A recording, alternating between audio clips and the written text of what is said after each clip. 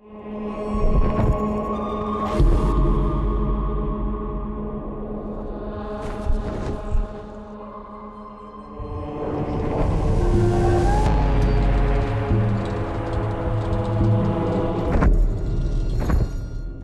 Inferno, there's just nowhere to just hang out. You know, I'm just gonna go to the jacuzzi area. Anger is all about just intense violence and rage. Everything in the world is against you. Cutting limbs off, heads are coming off. Boom, boom, boom. Anger is definitely a level that Dante can sort of unleash his fury in.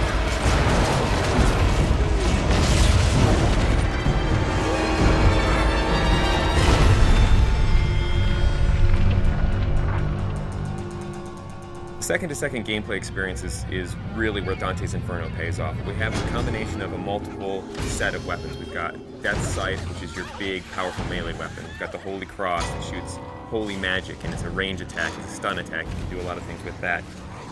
In addition to that, we have magic. You'll have magic powers that are on the righteous side and the unholy side. If you're in trouble and you want to like get out of the way or jump in the air or roll over there, whip out the scythe, blast across, all those things just kind of lead into each other. You don't kind of have to stop, start up something else. The main thing is you have a big ass scythe in your hand. We had like a sword at first. It wasn't feeling right, it just felt small and puny. The scythe's the thing here, that's almost the other character in there. The scythe that Dante uses is actually Death's Scythe. It's dark, it's evil, it's punishing, it's sharp.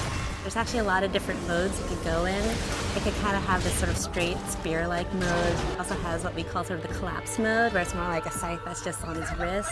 At the beginning, we're all trying to find different things. We actually bought a scythe, you know, farmers, monthly or whatever. So we bought this scythe.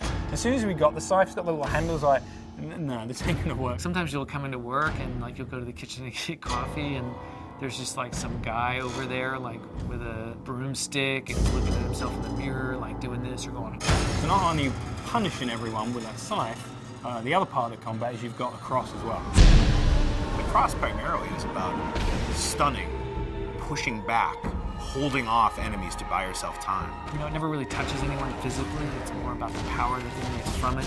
It's a little bit more about crowd control. I kind of liken it to sort of like the Force in Star Wars. It's really used as a great way to either set up a combo or a way to hold them in place while you then beat the shit out of them with the scythe. We really leave it open to the player whether they want to go sort of all in on the holy powers, whether they want to go all in on the scythe powers, or do a mix of both. There's kind of a reason that Dante's got these two weapons, kind of yin and yang. You know, they're dualistic. And that plays out in not just the combat, but in the story as well.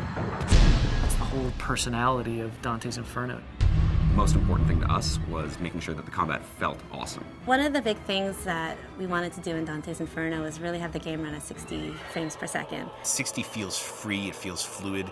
30 feels like you're drunk. I mean, we did some tests, you know, where we took 30 and we took 60. You can totally tell the difference. As soon as you go to 60, you just see the flow, you see the trails the scythes leaving behind, just the smoothness of it. It's a visual and a tactile thing. It's how it feels, but 60 frames a second is pretty good. Especially with all the great effects we got going on in the game now. Sassy. By the time you get to anger, you're kicking some ass, but don't get too comfortable, because pretty soon the shit's really gonna go down. Going to anger, which is really combat focused, and you're really going to test your skills in that arena. Then you're going to go into heresy, which I think will make you think about certain things that you may not normally think about in a video game. Dante starts to go wild.